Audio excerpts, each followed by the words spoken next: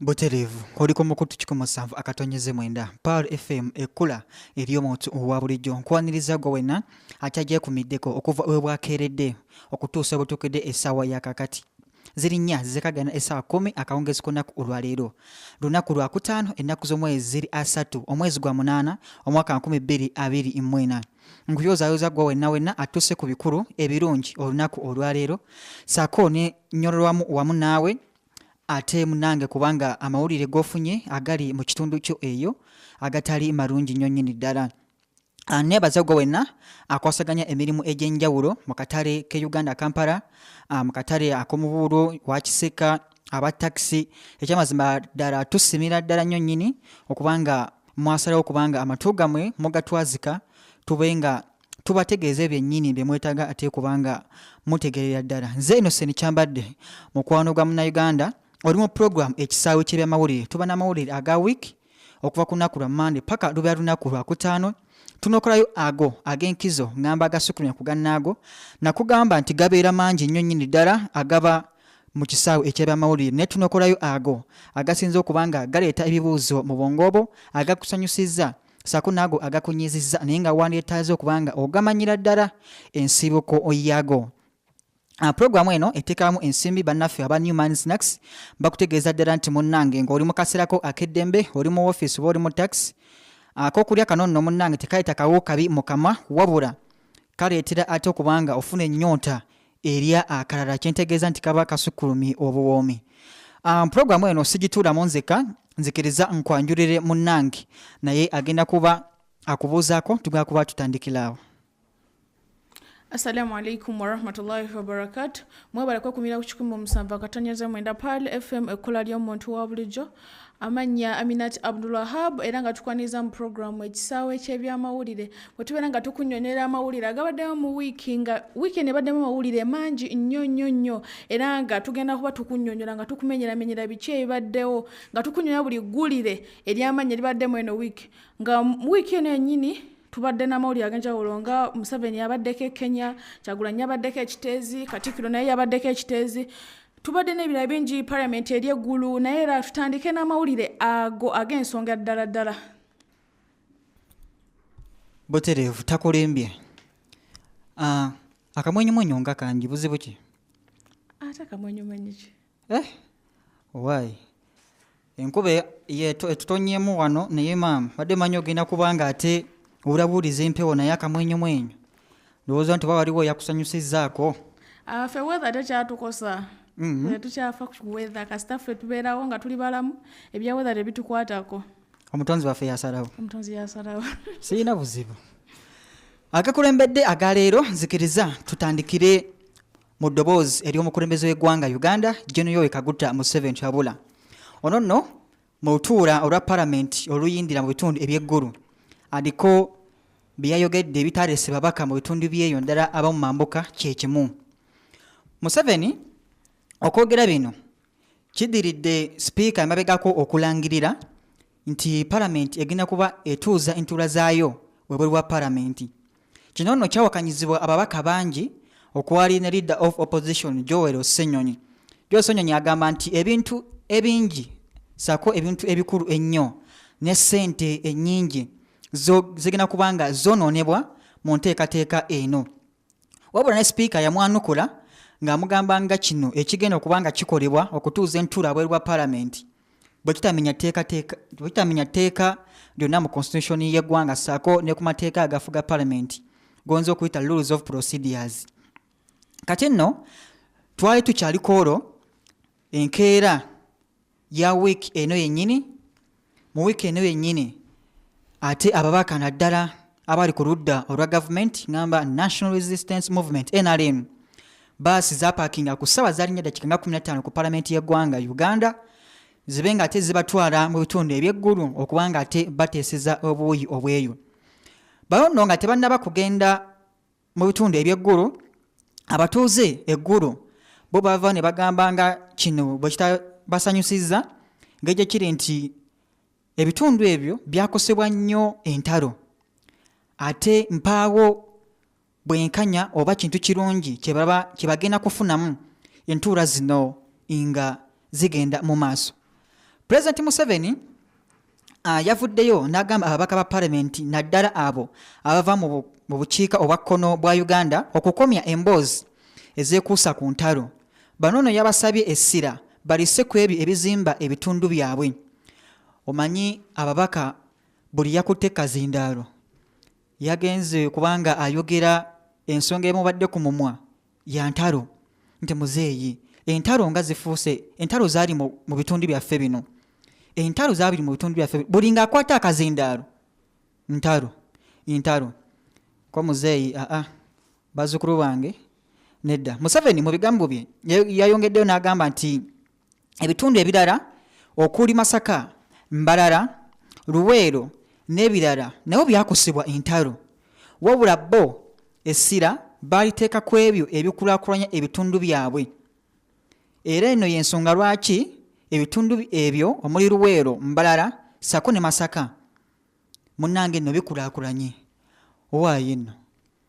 abazzukulu nga balabika bo baagala nnyo ebyentalo, lwaki tibabeera tebalowooza ku kwekulaakulanya bakasaba boogera ku ntalo? Naye muzeeyi yabagambye nti entalo yeesinze manyi zaaliyo. Naye mutunuulireko ku ebitundu ebirala nga Luweero, Masaka, Mbarara. Olowooza muzeeyi yabadde abakugira kugera ku biki ebyaliwo mu ntalo oba yabadde abalaga kkubo lye balina kutunuulira? Ekisooka muzeeyi mutuufu, tebajja kubeera nga bakasaba boogera ku ntalo buli kaseera. Kitegeeza balina okutandika okulowooza ku kwekulaakulanya bejjeko ebizibu byonna entalo ze byaleeta oba obwavu biki byonna bakole basobole okuba nga bakola ki beenunula. Naye banaaba balowooza bakasala ntalo tewali kigenda mu maaso. Era yabadde mutuufu onnyiiga. Kyogaa muzeeyi yanyiizeemu. Yanyiizeemu Ssebo. Kati abazzukulu babadde bakyamu okumulumpera ensonga zaabwe ezibaluma? Tebabadde bakyamu naye teyabadde mukyamu okubagaana okuddamu okwogera ku ntalo. Kakati ani mutuufu? Awo nange simanyi.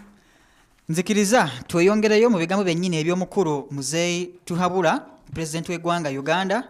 Byonna bituliko yabyogeredde mu lutuula Parliament olubaddewo wiiki eno. Jjukira nti Parliament enteeseganya zaayo ezisinga zitambulira mu bitundu eby'eggulu eyo. Ebigambo bya muzeeyi Museveni bijjidde mu kiseera ng'ababaka okuva mu bukiika obwa kkono bano nno bagamba nti entalo ezaayindira mu bitundu ebisayidi z'eggulu mambuka eyo zaabayisa nnyo bubi n'olw'ensonga nti baagala gavumenti yongere ddala obbakwasizaako babenga nabo ate babeerera ddala bulungi nnyo. Ono Museveni alajjanidde amyuka ssaabawolereza wa gavumenti Jackson Kanfunzi annyonnyole ku ngeri butya lwaki emirimu egyagina okukolebwa obuuyi bw'eno gitutte akaseera kanene nnyo ate nga kyandibadde kino kikolebwa mu kaseera katono nnyo nnyini ddala. Museveni yayongedde n'alaga enteekateeka ez'okuyita olukiiko olw'abakulu ssaako ne baminisita abakwasaganya ensonga obuuyi bw'eno okulaba ddala bwebanga abantu bano bakosebwa entalo bayambiddwa batya era kiki ekiremesezza okukola ku nsonga zaabwe naddala ku ebyo bye yasooka okulagira. Jjukira nti muzeeyi Museveni emyaka egyeseeko emabega yalagira okubanga ebitundu bino bibako engeri gyebiganyulwamu kubanga ate jjukira nti eno basumbibwa nnyo ebyentalo ekyabaleetera okubanga bafuna akaseera akazibu nnyo okubanga ebitundu byabwe beddabulula. Ebigambo bya muzeeyi tebiggwa malojja, nzikiriza tweyongereyo mu mawulire amalala nago agakwatagana ku Parliament eri mu bitundu eby'eggulu eyo. Omubaka w'Emityana amanyiddwa nga ow'Emityana South Richard Lumu asabye Parliament olukusa okugenda okukola ku bbago ery'ennongosereza mu tteeka erifuga enzirukanya y'emirimu Parliament okuleeta ekiteeso ekyokukuba akalulu ku bakulembeze ab'oludda oluvuganya gavumenti okuli ekifo kya akulira oludda oluwabuzi n'ekya nampala w'oludda oluvuganya oba oluwabula gavumenti. Omubaka Lumu ono ayagala obukulembeze naddala ab'oludda oluvuganya balonde ebibiina byonna eby'oludda oluvuganya okuva ku nkola eriwo kati ng'ekibiina ekikulu ekivuganya gavumenti kireeta amannya ag'obukulembeze w'oludda oluvuganya ne Nampala waago. Owaaye olowooza omukulu ono tayagala kukyusa byafaayo bya bina byabufuzi ebiri ku ludda oluvuganya gavumenti mu nteekateeka ze zaalina zino? Mutuufu nnyo era kyendabya ddala ng'alabika ayagala kukyusa ennono egundi okulonda kwe kuzze kutambulira. Naye ng'era mutuufu kubanga ab'oludda oluvuganya be bamanya ani gwe baagala akole ki? Abakulire. So ate nekirala bonna bwe bakwataganira awamu ne balonda omuntu waabwe tewabaawo acomplaininga nti oba ki mwenna muba mwakola ki? Mwamulonda. Naye ate nempuuga mwamugoba nga mugamba nti yakwata mu kittavu ky'abannansi ne mumufuumuula. Oyo munaye yakwata mu kitavu ky'abannansi abantu ne banyiiga bali balina omumujjawo kubanga ky'oba omanya oludda oluvuganya gavumenti lwasalawo okukolerera abantu kye basalawo kye bakola. Bujjukira okwekalakaasa okubadde ku palamenti ebbanga eriseeko emabega Honorable George Sonyonyi y'omu ku abo abadde banokulwayo ennyo nti nabo bakwata ku bukadde obusukka bwali buwerako nnyinnyini ddala era ogenda ku mikutu egya TikTok tebamubadde nnyo bulungi. So ekyo kireetawo nnyo ebibuuzo bingi nti bwe babanga enteekateeka zino ez'okukyusa butebe balonda Nampala wa gavumenti saako n'akuludda oluvuganya gavumenti, golowooza ekyo kinaabaawo kyekikyusaamu mu nkola eno eriwo? Nze ndaba nga waliwo kye kigenda okukyusa kubanga we muba nga mwerondedde omuntu wammwe kitegeeza we mumwejjirayo aba talina oba ngambe ki tayinaamu kubuusabuusaga abanteekayo era be banzijeeyo. Anti era n'abateekayo Ssennyonyi be bateekayo era omukulu Mpuuga. Nanti ensonga ya Mpuuga ndalamu mukwano kubanga okusinziira ku bantu engeri gye baali bakola ki balabamu ensonga eno. Omusajja awuutanya biliyooni 5 eby'eggwanga yakwata mu kitavu ky'eggwanga bwe kigambibwa era kooti neevaayo n'egamba nti ssente ezo yazifuna mu bulungi.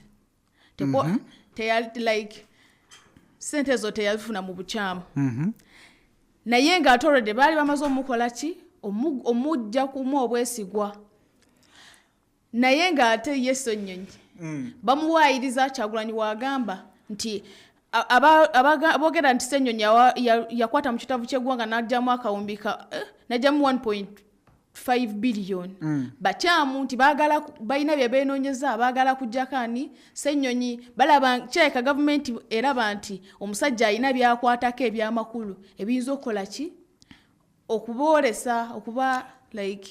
okuba exposinga okudibaga n'okwona ekifaananyi kyabwe. Kakati nno ensonga zino ez'ebyobufuzi mu palamenti y'eggwanga teziggwa malojja era nzikiriza nkutegeeze nti ebbanga eriyise emabega Honorable Ssekikubo mpozi akikirirawa ebitundu eby'Olwemiyaga. Ono yatandika enteekateeka ez'okubanga akuŋŋaanya emikono egijjamu bakomishona 3 balambira aba palamenti nga babavunaana okwegabanya ensimbi. Jjukira nti ebyo byagenda okujja nga Sese Namujju owaka omukyalo w'Erwengo saako ne Akamba bali mu kkooti bawenemba n'emisango egy'okukaka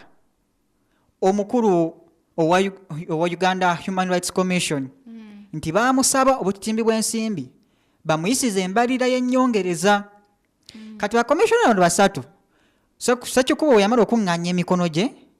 n'agitwala mu palamenti ne bagigoba. Kooti nayo negamba nti wano tewaliiwo ggumba era sipiika ekiteeso n'akissa mu kasero. Kakati ono omukulu Richard Lumu owa Mityana South yayagala kubanga enteekateeka zino azikola ki azikyusaamu. Bakomishona bali bwe banga nabo balondebwa bulondebwa ate nga Nampala wa gavumenti naye alondebwa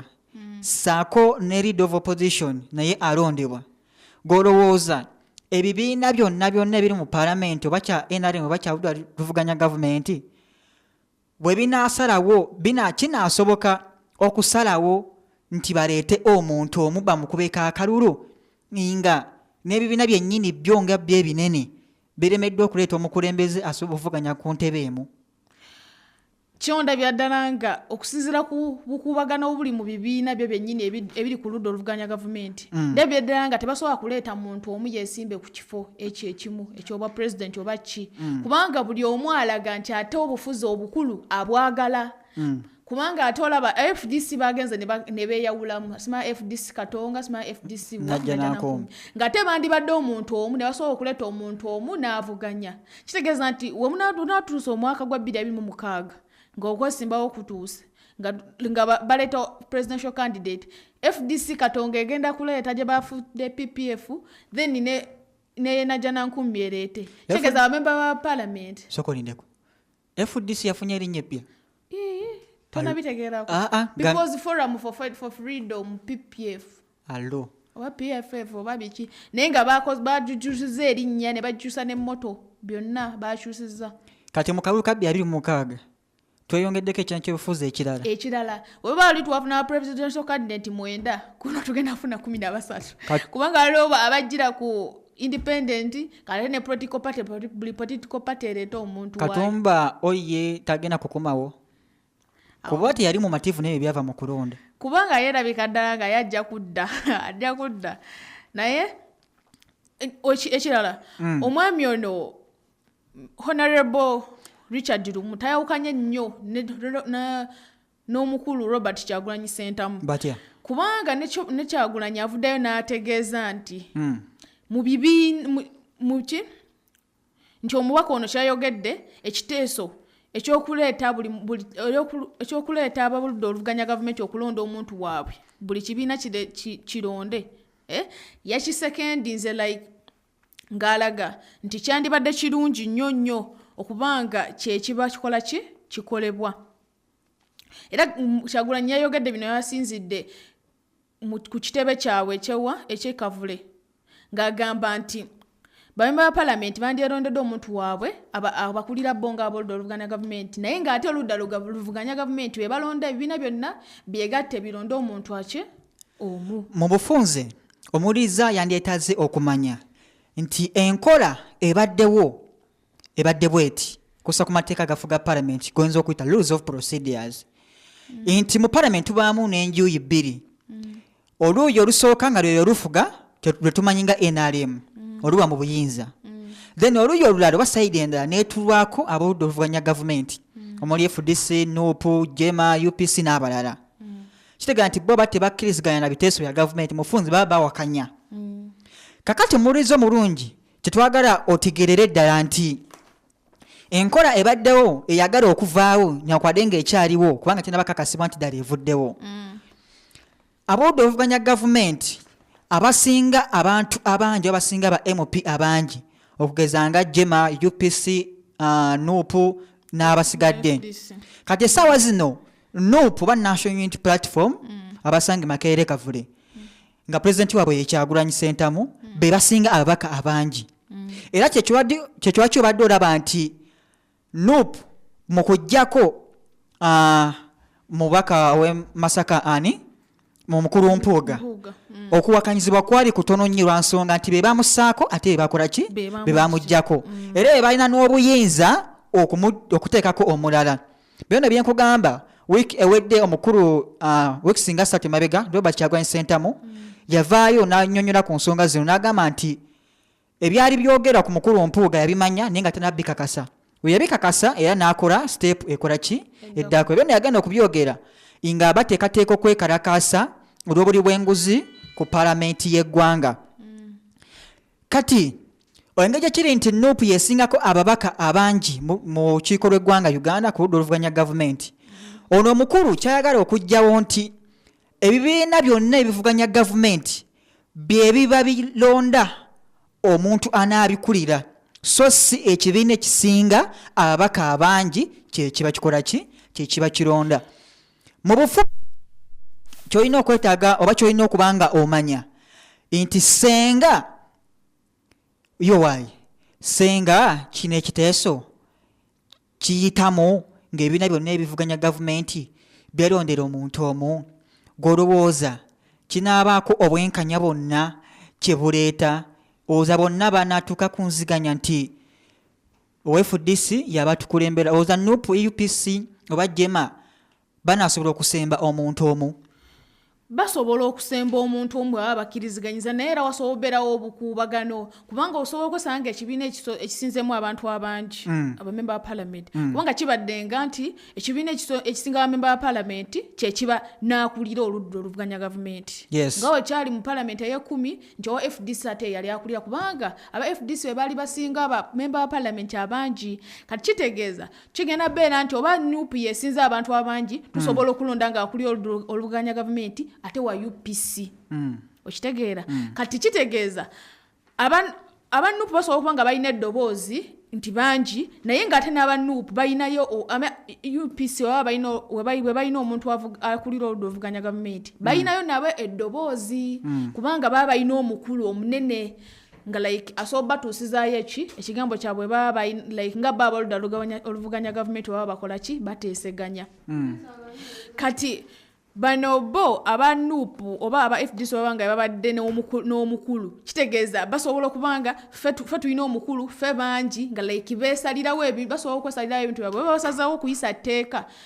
beerondera ekintu kyabwe kubanga already etteeka baba balireso for example b'ekiteeso obasazawo ekintu jjukira basinga obungi ate n'abakulembera waabwe kitegeeza already baba balinga abasazeewo edda babanga abayisa obuyisa obudde. Ensonga za palamenti y'eggwanga Uganda ku ludda olw'ebifuza amazima tetuyinza kuzimalirako ddala wano wabula njagala okutegeeza nti ebina bifuddeyo ku nsonga y'omubaka ono lumu tujja kuba tubikutegeeza. Anzikiriza tugende mu mawulire amalala agaddako. Mawulire amalala getuyina tugenda kwogerako ku kyekiteezi kya Robert Kyagulanyi Ssentamu yabaddeko yaliko ekiteezi ne Katikkiro Charles Peter Mayiga naye yaliko ekiteezi. Tunajjukirwa bulungi nnyo nti ng'ennaku z'omwezi 10 omwezi guno gwennyini omwaka guno gwennyini abantu b'ekiteezi baabuutikirwa kasasiro era nga ennyumba ezisoba mu 5 zakola ki zabumbulukirako kasasiro era abantu bazze bazuulwa abantu bazze bazuula emirambo egy'abantu abajja bafiiramu era kati giweza 35 nga gavumenti yateekawo camp abantu babeera bakola ki bagira babeera nga basuubira okuba nga bakola ki baba tufunirewo okubeera mu future kubanga basuubira okusengula n'abo abasigalawo abatabumbulukira kasasiro kubanga ekifo bakiraba nga kyafuuka dangerous naye nga tuvuddemu ebyo Kyagulanyi yagendako ekiteezi n'atwalira obuyambi abantu abo era nga yabatwalira enku nga claiminga nti abantu bazza batwalira ebintu ebyenjawulo mmere biki naye n'ababuuza kati emmere gye baleeta nga tekuli nku mu gifumbisa ki akonno okwogere ne nzijukira mu mwaka gwe twalimu ogwa covid gavumenti yagaba obuwunga n'ebijanjaalo omukyalo omu gwe baawa ebijanjaalo n'ababuuza kakati mumpadde ebijanjaalo ngenda bifumbisa ki mumpe n'ez'amanda mutuufu omuntu obasazawo muyambire eddala okuva ku epaka ku Z paka ku Z abeera omukulembeze wa NUP Kyagulanyi yavuddeyo n'abaleetera enku n'ebintu ebyenjawulo tulabye ebibiina bingi oba ebitongole bingi nga bijja biyamba abantu b'ekiteezi tulaba Nation Media Kyagulanyi yavuddeyo naye n'abayamba Pride Microfinance ne Katikkiro Mayiga naye n'avaayo n'akola ki n'agenda n'alaba abantu b'ekiteezi n'abatwalira obuyambi obw'enjawulo nayongera n'abategeeza abantu kino kyo yakyogedde ng'agamba ggwanga lyonna principal nga yayogera Katikkiro Mayiga yavuddeyo n'agamba yavudde ayina information gy'atuusa naye nga tagiwa abantu b'ekiteezi bokka ng'agiwa information agiwa ensi yonna like Uganda yonna n'abayo n'abagamba nti mwetaaga okufuna enkwata ya kasasiro ennungi ffenna nga Uganda nga yetya twetaaga twawule kasasiro ono okwata kasasiro avunda omuteeke wuwe n'atavunda omuteeke wuwe ono kasasiro atavunda bwagatibwa n'avunda kyekireetera kasasiro okubeera ng'akola ki accommodatinga naye singa tubadde tumwawula nti kasasiro avunda dda sayidi n'atavunda dda sayidi kitegeeza atavunda bwe buveera bye bicupa biba bisobola okwokyebwa kasasiro oyo n'akola ki n'akendeera ebyo byabadde ebigambo bya Katikkiro ate okusinziira nti kasasiro yafuuse national issue buli wamu owulira kasasiro ate okusinziira nti wano mu bibuga kasasiro abasinga abadde amutwala kiteezi kati kasasiro atandise accommodatinga buli wamu kati abantu bafunye ekizibu kya kasasiro kati meya wa Kira municipality omukulu Mutebi Julius Nsubuga yavudde n'ategeeza ku nsonga ya kasasiro kubanga kasasiro yabadde asaasaanye wonna mu Kira municipality.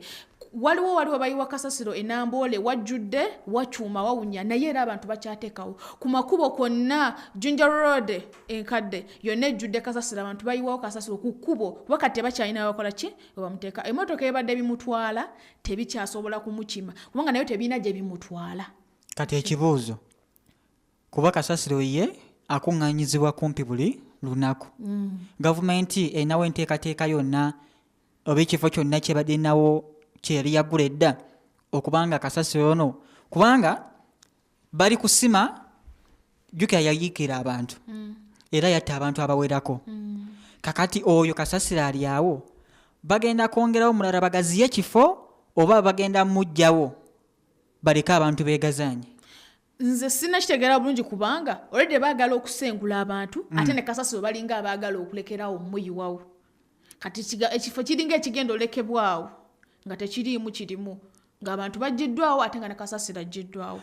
Nawuliddeko n'ab'Emukono nga bayomba kuba Mukono nti gavumenti erinayoka ekifo Mukono yo bagamba nti apaana temumuleeta eno. Era Honorable Namboze yavudde n'abagamba nti teri kutwalayo kasasiro. KCCA yali yagula ekifo ekinene nga bagenda kukiwayo kasasiro naye babagobeza ebimotoka byaki bya kasasiro bagamba nti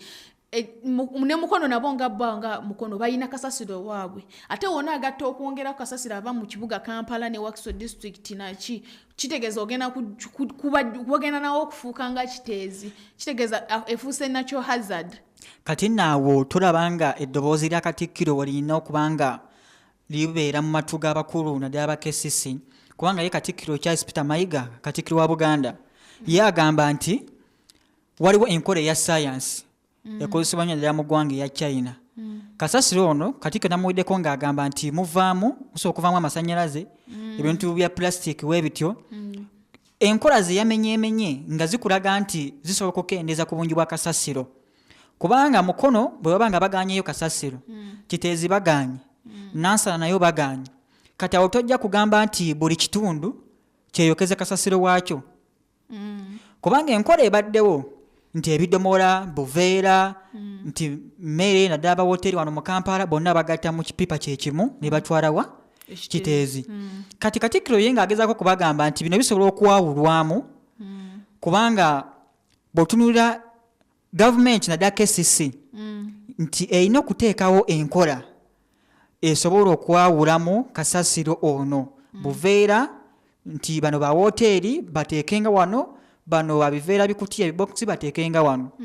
kubanga bw'otunula ensonga ya kasasiro eno kijja kubeera kizibu nnyo okubanga olina ekintu kya plastic ky'oyagala kukolamu ekintu ekyamakulu nga tulede bakitaddeko ddala muwogo kasooli ndagala byonna nga biri ewantu wamu so KCC kyekitongole ekivunaanyiza ku kulongoosa ekibuga ekikulu Kampala era nga bano njagala okutegeeza nti ne kaliisoliiso wa gavumenti yabayiseeko ababuuza yabayise wiikendi ng'ababuuza baali luddawa okubanga ensonga zino zituuse okubaawo kasasiro natta abantu awo nno bwe twagala kutegereza oba okutegeeza naddala ggwe awangala mu bitundu kiteezi Mukono sako n'ewalala abakulembeze kakati golowooza abakulembeze naddala mu bitundu eno gye baagana kasasiro bo ewaabwe bakikola batya? Oba yabadde Honorable Namboze yavuddeyo n'abagamba nti bo beeyokera kasasiro waabwe baali baguze ekyuma ekigenda okurecyclinga kasasiro oyo oba baasonda ssente nga baagala kugula ekyuma ekirecyclinga kasasiro oyo kitegeeza bo balina solution eri kasasiro waabwe naye ate ekintu kino ekyokurecyclinga kasasiro kizibumu kubanga bannakampala tugaye nti bannakampala bano abantu bali disorganized tojja kunenya nnyo KCCA fine ojja banenya naye tojja banenya nnyo naye banagamba nti no twawule kasasiro ono osobola okutuula n'omuntu mu taxi n'agula ekyokunywa n'agula n'ekyokulya oba kaveera oba menvu oba kinga bamutedde mu kaveera wamala okulya n'akwata ebikuta bya menvu n'abiteeka mu kacupa n'asibako bulungi n'akaveera kako nga biri munda wowe nagamba nti no mugaggala okwawula ebivunda n'ebitavunda plastic n'obuveera kyogamba abakesi bagendagenda balonda oba obucupa bonna nga bajjamu ebivunda munda mu bucupa babiteeke separate then bakwate n'obucupa n'ebiveera babiteeke separate bannakampala beetaaga okubeera nga bali nga banyonyoddwa kyekyokukola naye tulede bannakampala oba nja kugamba nnyo bannakampala kubanga kasasiro asinga abadde aba mu Kampala abadde atwalibwa ekiteezi gundi meya wa Kira municipality Honorable Mutebi Julius Nsubuga yabadde bagambye nti buli muntu at least weeyokyeze kasasiro wo akola ki ayasobola okwokyebwa kubanga kati mwakirabye nti tewali solution ya kasasiro saawa zino bona asuubira nti tugenda muteeka mu bikutiya tumusule ku kkubo agenda kulwaza mmwe mwennyini kubanga ku kkubo kw'oyogera kuliko abatundirako ebyokulya omwami omu yavudde n'agamba envunyu zitambula zigenda mu byakulya byabwe basiikira wa chapati ogenda envunyu eyambuse kitegeeza ate era gwe kennyini yataddewo akaveera ka kasasiro gwe agenda okujja olyayo chapati eyagenzeeko ebicaafu naye egenda kuvaayo ng'enjala ejuluma aho nange simanyi naye nga abantu betaaga nabo babeere nga bali sensitized bulungi babeere nga basobola okukola ki okwekolera kasasiro waabwe kubanga kasasiro atandikira ku nnyumba yo gwoyera okuva mu nnyumba obuveera bwe waguliddemu omugati biki bw'okwala n'oteeka mu kakutiya n'omala n'ateeka mu kakutiya ne mutwala ne muteeka ku kkubo yo kasasiro okuyinjiwala nga tumaliriza enteekateeka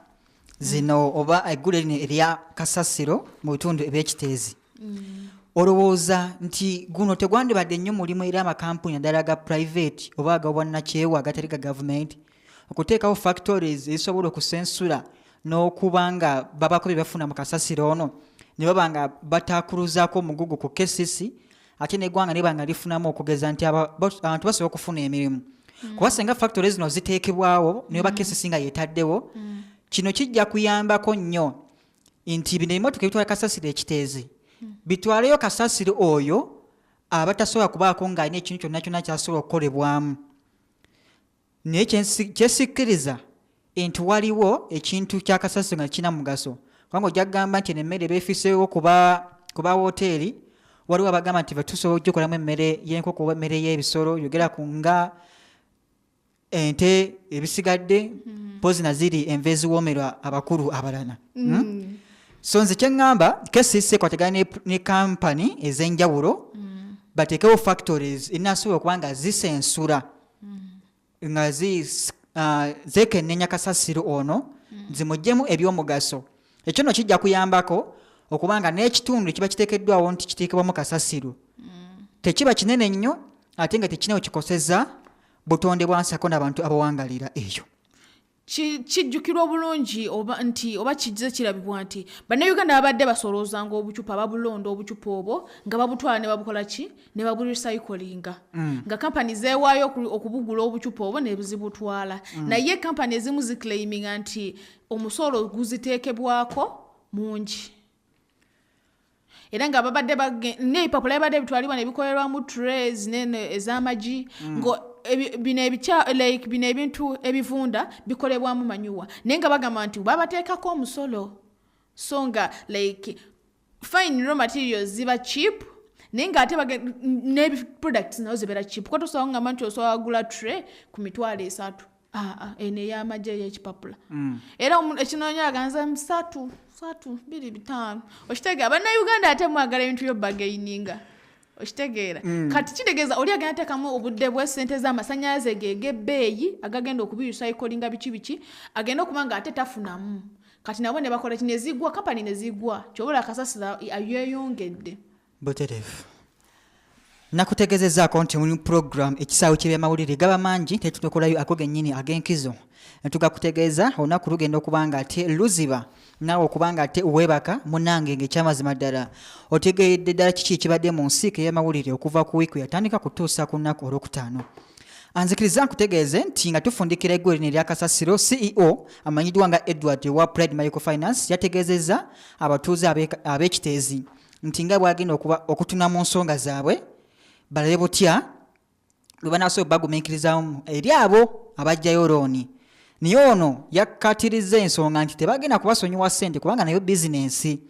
mutuufu so business is business. nga tuli mu kaweefube gavumenti wange eri mu kaweefube y'okubafunira ensimbi so n'abatuuze abajjayo ensimbi mu Pride Microfinance bwe mubanga mufuna enteekateeka ez'okulaba nga musasula ebbanja lye mwajjayo naye nga tunywerwamu wamu nammwe nga Pearl FM nti byonna bijja kubeera bulungi. Kale nno nzikiriza tugende mu mawulire amalala. Mawulire amalala, President w'eggwanga John Yoweri Kaguta Museveni yalabiddwako e Kenya. Muzeeyi yagenzeko Kenya. Oza yabadde eggulu yokka ne Kenya yalabiddwayo era ng'ensonga yamututteyo yabadde ya African Union era nga babadde bagenda okulonda chairperson nga basekendinga chairperson gwe baagala abeere owa AU era nga ono basekendinza omwami Raila Omolo Odinga. Kakati jjajja wange ali ekabula soka egomba akagambo seconding tukamunyonyola tutya? Seconding kiringa okubanga like okubanga like basembye basembye omwami ono Raila Omolo Odinga ngero omwami ono ajjukirwa bulungi okubanga avuganya ku bwa president bw'eggwanga lya Kenya naye nga tawangula era n'omwaka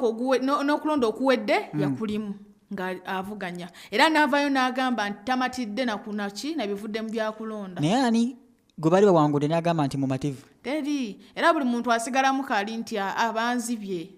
Tugende maaso. Kati mu lutuula no lwennyini president owa Kenya William Samuel Ruto yavudde naye n'aseconding omuntu y'omulaira Omolo Odinga. Ekintu kino kyo kyabadde kitegeeza ki ku Africa at large nga tumanyi Africa nti abakulembeze oba omuntu gwe muze muvuganya naye ku ntebe muba balabe n'abalabe temuli kwatagana naye muba mwine ekintu kimu kyemuga nti kino mwenanga kyemutunulidde at least omu akiwakanya naye ng'okimanyi kyekituufu musobole bubeera nga temuli ku gundi yemu. Naye President wa Kenya William Samoei Ruto yavuddeyo n'awagira Raila Odinga okubeera nga akola ki afuka chairman wa nti ono nze muterawo mukono bakutemeko era yawadde ensonga nti omusajja ono Raila Odinga azze alaga obwa patriotic like obwa mwoyo gwansi mwoyo gwa gwanga kitegeeza nti musajja mulungi nnyo okubanga ate alaga omwoyo gwa gwanga ng'agulaga ku the whole of Africa like African yonna kubanga alaga nti musajja mulungi era nga kyalika akitegeera era nga akyagala ku ngeri yemu kiraga nti Kenya oba like Africa yonna egenda efuna kye bayita demokrasiya like democracy nti oli nti owanchogere nti ebyebufuzi mu ggwanga erya Kenya bikwatibwa mu ngeri ya kisajja kikulu ate mu ngeri ya bwenkanya nti temuliimu kwekubiira omuntu waba omulaba nti alina kyakusinga idea yo oba okola ki ogitwala sigamba ti oba olw'okubanga gunja oyo anvuganya ku ntebe ne bw'aba ayagala kinze sikikola okitegeera okiwakanya mu buli mbeera naye kitegeeza nti Africa egenda ekula tugenda tuva mu eri emizikiriza gye tubadde naye emabega nti tubalabe n'abalabe what era Museveni yavuddeyo naye n'aseconding omuntu y'omu ku bwa chairperson bwa African Union ngera Museveni yawadde ensonga ez'enjawulo ng'alaga nti omwami ono era naye ensonga ze tezaayawukanye nnyo na za president wa Kenya ngalaga nti omwami ono Raila Odinga asobola okupromotinga peace and unity or like eddembe n'obwawamu obwa Africa yonna kubanga azze akiraga mu banna Kenya abadde bajja babeera ku ludda lwe ng'ajja akola ki akiraga ate nga ffenna tukimanyi omulamwa gwa African Union ogwagitandikibwawo kubeera nga tupromotinga ki peace and unity naye Museveni yabadde Kenya abannabafuzi abalala babadde balina ebintu bingi bye bajja boogera nga bamu balaga nti Museveni alinga ayagala okwefunza ne Kenya like nga balinga abashwala nti Museveni ayagala kwefunza the whole of Africa abeerenga president wa Africa naye nga okwogera bino byonna basinzira ku speech ye gye yabadde ayogera wayaweredde omukisa okwogera yabadde a little bit like nga yabadde nga oy'omuntu like power like nga yabasinga mwena amaanyi mwena like muli wansi we tetwogera bubi ku president naye okusinzira ku bantu audience engeri gye yabadde evaayo nga ekyogerako nga kiraga nti president w'eggwanga Uganda abamu bagambye nti oba tumuwere eddala lumu obukulembeze bwa Africa yonna ebigambo by'Abannayuganda naye si Bannayuganda bokka kubanga wogenda ku social media platforms zonna zakomentinze nnyo ku speech y'omukulembeze w'eggwanga Uganda okusinga ate ba president abalala. Buli muntu gwogenda osanga nti the president of the Republic of Uganda buli omu ayogera ku ki ku Museveni kubanga yavuddeyo n'attacking omuntu omu oba president oba naye yabadde yeesimbyewo sijjukira bulungi omwami yabadde amanyiddwako nga Babu Owino ng'ate omwami oyo like alayika yabadde alivuganya Raila Odinga navayo n'amwataakinga mu ngeri ey'olusagosaago ng'amussa amadaala ekintu ekitasanyusizza mu bantu ababaddewo ababadde balaba egundi eyo ku mawulire ku live byonna era abantu abasinga baanyize era baanakuwadde era speech y'omukulembeze yatrendinze nnyo naddala eyo part we yabadde akola ki avoolera omwami oyo. Abanno President Yoweri Kaguta Museveni si mukulembeze eka eyabadde mu ggwanga lino erya Kenya kwaliko ni President w'eggwanga erya Tanzania His Excellency Samia Suluhu Hassan. Kwabaddeko President w'e Kenya yennyini William Samoei Ruto ne kubaako na President okuva mu ggwanga erya Burundi President okuvaako mu ggwanga Rwanda naye yakiikiriddwa Minisita avunanyizibwa ku nsonga za Rwanda ssako n'amawanga amalala. Omukolo ogwo nno gwabadde mu ggwanga erya Kenya era nga President Museveni yagenzeeyo okulaga obwagizi bwe eri omukulu Raila Odinga kyalese Kenya nti yerimu ku mawanga ga Africa agasinga okubaamu ate demokrasiya. Butereevu nakugamba era nga nkya kugamba nti gabeera mangi nnyo nnyini ddala ga week ne tunokolayo ago gennyini ag'ensonga agasukulumye ku gannaago entuba nga tugakutegeeza mu program ekisaawe ky'ebyamawulire tugenda munnange nno okufundikira olunaku ng'otegere ddala kiki ekibadde mu industry ey'ebyamawulire. Mu ggwanga lya Kenya nga tuvuddeyo nzikiriza tukomye wano mu ggwanga Uganda amawulire obufumbo bw'abantu ababiri oba abafumbo babiri mu bitundu ebiwakiso mu zone oba mu kitundu ekimanyiddwa nga Nakabugo bano nno basangiddwa nga omwami yatemeddwako okugulu. Omwami yatemeddwako okugulu mukyala we ye kennyini. Bano babadde ku poliisi ey'Ebulaga gye twabasanze. Omwami ono ng'alumiriza mukyala we okumutemako okugulu mu kiro. Omukyala ono poliisi erudde ebbanga nga emunoonya akabanga akawera era nga kyategerekese nti yali yeekweka mu bitundu eby'emakindye. Omwami ono nno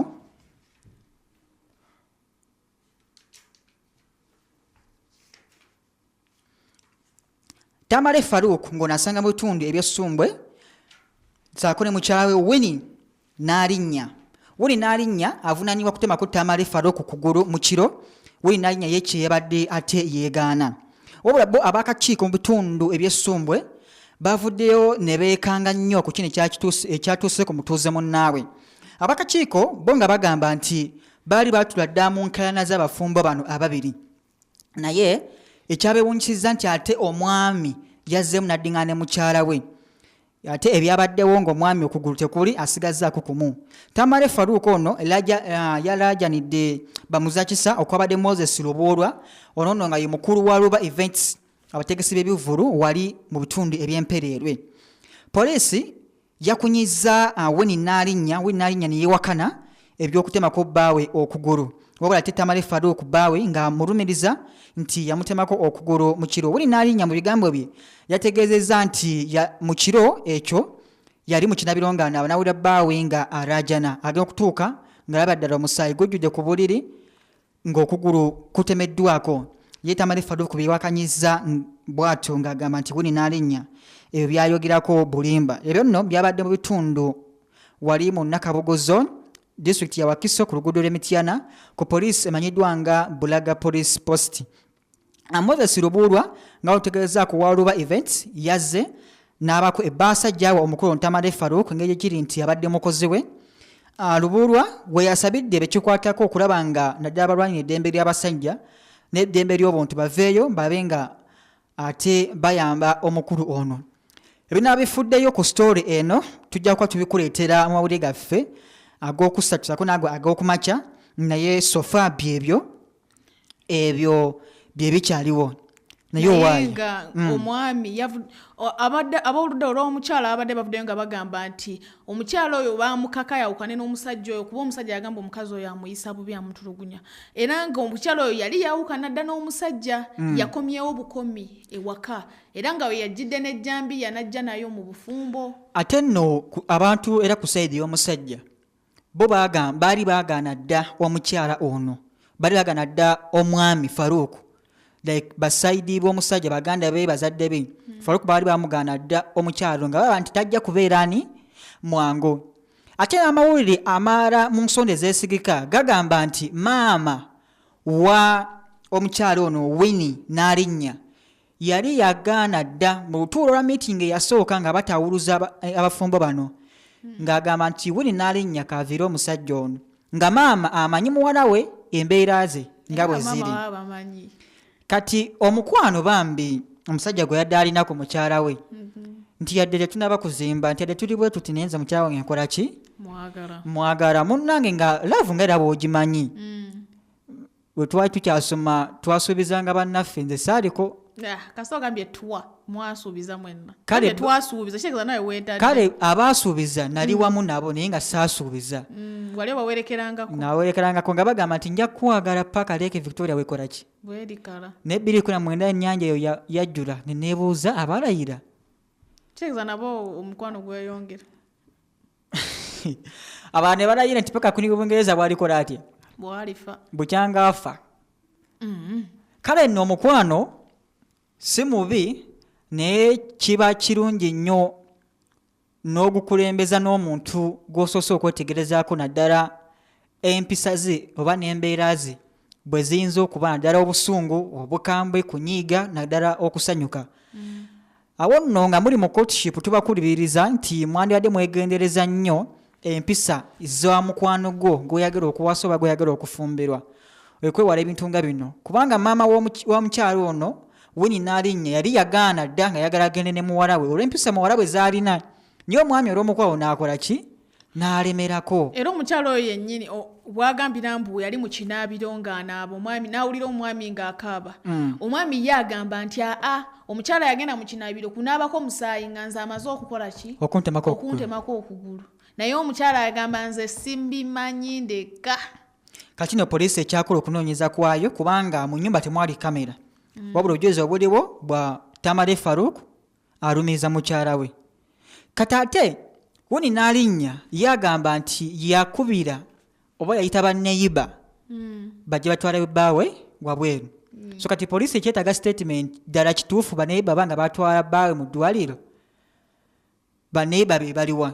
Kanjooza poliisi olunamala okufuna information oba statement ku bantu abo ejjagane mu ddwaliro omukolo gye bamujjanjabira ne bamukolako bulungi nnyo, omusawo statement z'omusawo n'abatwala omukulu mu ddwaliro ze bajja okusinziirako saako neza Tamale Faruku kulabira ddala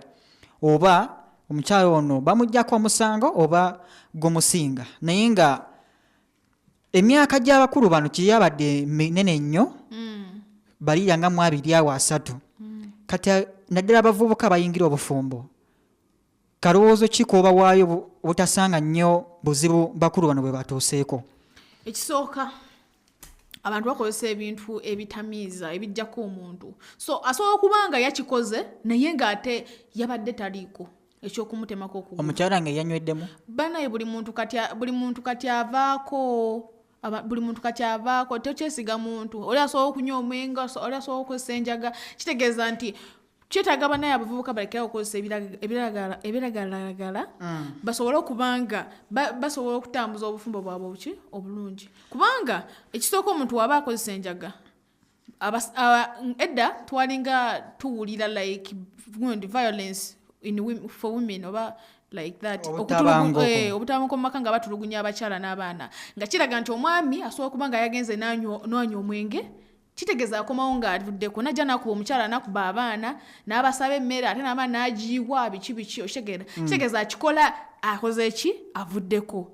wadde nga bagamba omutamiivu tabaagambwa naye nga omwenge guli guyina kye gukwongerako oba ebiragalaga birina kye bikola ki kye bikwongerako kitegeza mwegendereze nnyo abantu be muwasa osobola okubanga gamba ono munange tukuba naye akayaga mujja kwekubira mu nnyumba. Kale nno ekikolo ekyo mukyalo kyakoze kirungi tukivumuliranga Pearl FM wano mu program ekisaawe ky'ebyamawulire so bakulu musobola okubanga mutuka kuteeseganya munno obanga alemereddwa obanga mulate mujja kukwatagana musobola okusooka ne mwewamuko akabanga konza okuyita space obutaleetawo ate ebyokulaba bino ebyokutiŋŋana n'okutemagana. Nzikiriza ŋŋendeko mu disitulikiti y'e Wakiso abasawo mu bitundu ebyeyo bakoze kaweefube oba ekikwekweto ekibadde kitabangawo bukyangansi eno etondebwawo bwe basazeeko amaka ag'enjawulo ssaako ne gye bafumbira emmere oba ziyinza okuyita restaurant. Abasawo bano nga bagamba nti abantu bano abasinga bali tebalina kaabuyonjo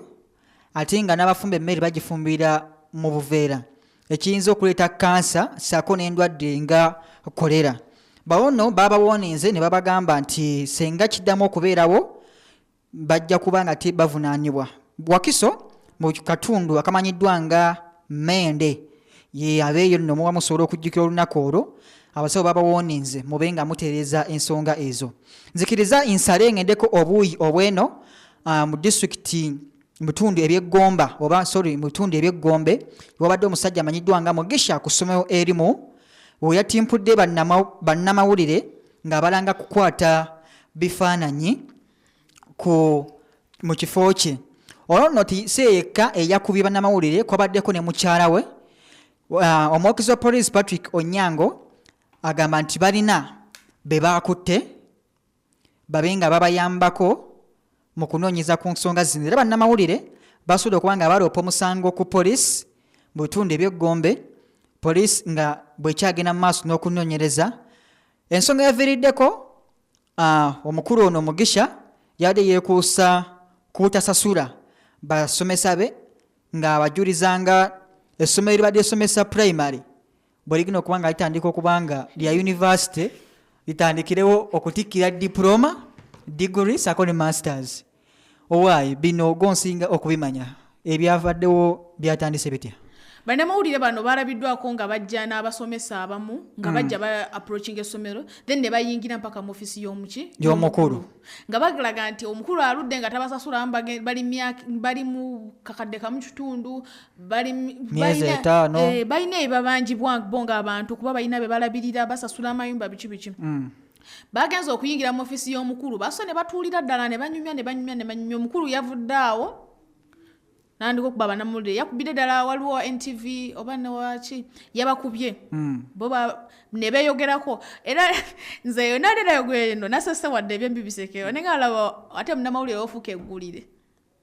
kugamba mu nnaku y'abannammwe gwe muwasekedde nedda nasese nkugambye ebyennaku bisekerwa nawulidde ennaku naye ate era nasese munnamawulire wookola ki bw'ofuuka eggulire naye nga kino kiyigiriza kyabakozesa bambi be mukozesa mubasasule kubanga nabo basobola okukola ki okwekyawa ne bakola nga kye bakoze ne baleeta baki bannamawulire nate nange nawe omukozi manya ali kukozesa waba zivaako munange jangu mpola abantu bavaako nga we nabagambye abantu bakozesa ebyagalaga abantu bakola ki kitegeeza bageza omu approaching maybe nga tebamumanyi bulungi manyi bamutwala omuntu asobola nga abakozesa naye nga ye akoma eri muki mu office mumubeere no wansi temumanya ani abakozesa. Kale nno akakiiko akakwasaganya abasomesa aka Teachers Union wali mu Uganda ssaako ne Ministry ya Education ssaako ne Sports bannamawulire bano babasabye okubanga muyingirako mu nsonga zaabwe. Nzikiriza mu dakiika 8 ezibulayo kubanga tufundikira pulogulaamu y'olunaku olwaleero nze Innocent Kyambadde mukwano gwa Munnayuganda okubanga tukutuusako ssaako ne munnange Aminat Abdul Wahab bwetyo tutambuze ensonga z'amawulire zino eno. Nzikiriza ate nkutegeeze nti wali mu bitundu eby'Entebbe oba Ntebbe Road obayita ku nkumba awo waliwo ebitaala UNRA byeri ate kubanga etereeza UNRA eri mu kutereeza olw'ensonga nti awo kabadde kafuse akattiro ng'ebitaala ebyo bibadde ndowooza bitera okubaamu akazoole nga tebikwatagana bulungi era waliwo n'enguudo ezimu eziggaddwa okubanga batereeza ensonga ezo. So mujjagira nga mugumiikirizaamu abatuuze abakozesa oluguudo olwo. Anzikiriza Aminat Abdulwahab muzzukulu wa jjajjaawe nga tanajja nkuwe eggulire lino eribadde mu kkooti ey'e Uganda wano. Omukulu amanyiddwa nga Henry Katanga yattibwa gye buvuddeko mu mwaka wa 2023 era nga olunaku olw'eggulu ssaako n'olwokusatu kkooti yatudde olw'obujulizi obweyongedde okubanga ate buleetebwa mu kkooti obulaga nti omusaayi gwasangibwa mu nju ssaako n'ogwo gwali ku minyolo ssaako ne ku siiringi gukwatagana ddala n'ogwo gwennyini ogwali ku fingerprints gukwatagana ne fingerprints ezaali ku mmundu yakozesebwa okutta Henry Katanga. More Katanga essaawa zino ali mu kkomera nga ye mukyala wa Henry Katanga avunaanibwa kutta bbaawe. Kati nno ensonga zino ezikirawo ku ezo tujja kuba tuzikuleetera ku mawulire gaffe aganagaddako naye nzikiriza nkutegeeze nti weebityo yabadde mu kkooti. Mukama wange olinawo koyagala okumpa akaterekeka? Nga maliriza nze ndaba nga obutamanko mu maka bwo obusukidde ddala oba abantu tebeetegeera. Ate nekyala like abantu balina like ababawaga manyi tubeera ku social media olina osanga ng'agamba nti omukazi fumbira omusajja gwosobola okukola ki okuba. Kati ebintu ebyo ne biwaga abantu bwe butabanko mu maka bwolabe obwo. So nze ngamba nti abantu bategeere bafumbirwa abantu be baagala abantu bemugwa nawo mukwano. Nekyala omuntu wamba musowaganye oba nga mukyawaganye mwawukane tolemezaamu omuntu wabakooye. Kwata mu bogenda na oba omwagala omuntu ajja kuttira bwere omanyi omuntu wabakooye. Nange wankoowa nedda nenga omuntu wabakooye bambi tambula omuviire. Alino abantu balina ebigambo byakosa nagamba nva mu maaso gwe notandika ebintu by'okusaaga. Abantu bako abantu banyiivu abantu enjala ebalumye batuse ku bongo abantu bala sente abantu balina ebizibu omuntu akukubirawo olwino ozirika wiki 3 ng'oli mu ddwali mu bufunze. Abantu bategere bannaabo omuntu agamba maaso muve mu maaso. Nsigadde nze Aminat Abdulwahab. Mbutereevu nga bwe nkutegeezezzaako nti gaba mangi agasukkulumye ge tukuwa mu program ekisaawe eky'ebyamawulire. Ngera bw'otegerera ddala ekisaawe kibeera mubaamu abazanyi b'omupiira bantu bangi nnyo naye abasinga okuteekebwako amaaso beebo ababa bali mu kisaawe omuli abazanyi ku njuyi zombi ez'enjawulo ssaako neri fali. Nzikiriza mu ddakiika zino nga tunaatera okufundikira amawulire ag'olunaku olwaleero. Njagala okutegeeza nti wiiki eno yennyini Robert Kyagulanyi Ssentamu abaddeko n'olukuŋŋaana wali mu bitundu eby'Emakerere ku kitebe kyabwe kyennyini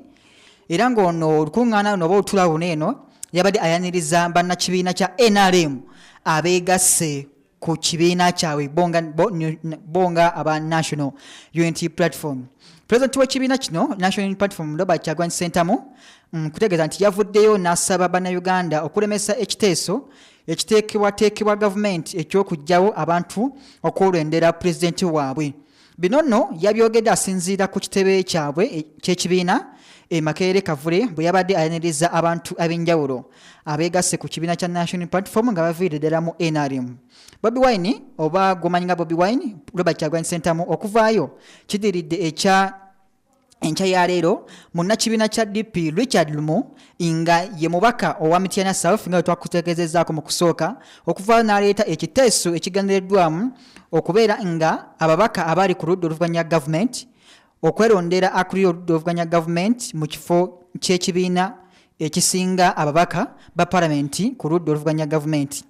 Robert Kyagulanyi Ssentamu yategeezezza nga bino byonna obikolebwa kubanga ekibiina kya National Platform kivuddeyo ne kiraga ebikyamu gavumenti ya Uganda byeri mu kukola. Ku mukolo gwennyini bayaniriza ebikonge ebyenjawulo mu kibiina nga bivudde mu kibiina kya NRM nga kuliko eyali omubaka wa Mpigi Saala Nakawunde saako n'eyali ssentebe wa Kabondo k'ababaka abava mu Buganda ow'ekitiibwa omubaka wa Mukono South. Njagala okutegeeza omubaka Johnson Muyanja Ssenyonga. Kale nno njagala okutegeeza nti wegabadde amawulire gaffe getusobodde okuba nga tukuteekateekera ag'enkizo agasukumye kugannaago wano puroguramu ekisaawe ky'ebyamawulire. Nzikiriza nti ekyamazima tutambudde naawe okuva gye twatandikidde okutuusa bwe tukomekereza amawulire gaffe ag'olunaku olwaleero. Ze Innocent Kyambadde mukwano gwa Munnayuganda omusajja na face saako ne figa yako ettwalibwa ku buko saako ne munnange Aminat Abdul Wahab nga twali tukutuusako programu ekisaawe ky'ebyamawulire. Buterevu nzikiriza nkusibule nkwagalize okusula obulungi gwe naawe ati agenda ku mulimu akawungezi kunaku lwalo nkwagaliza okutuuka obulungi. Assalamu alaikum wa rahmatullahi wa barakatuh. Wa alaikum salam wa rahmatullahi wa barakatuh. Akume Barakatuh. akume Barakatuh. akume Barakatuh. akume Barakatuh. akume Barakatuh. akume Barakatuh.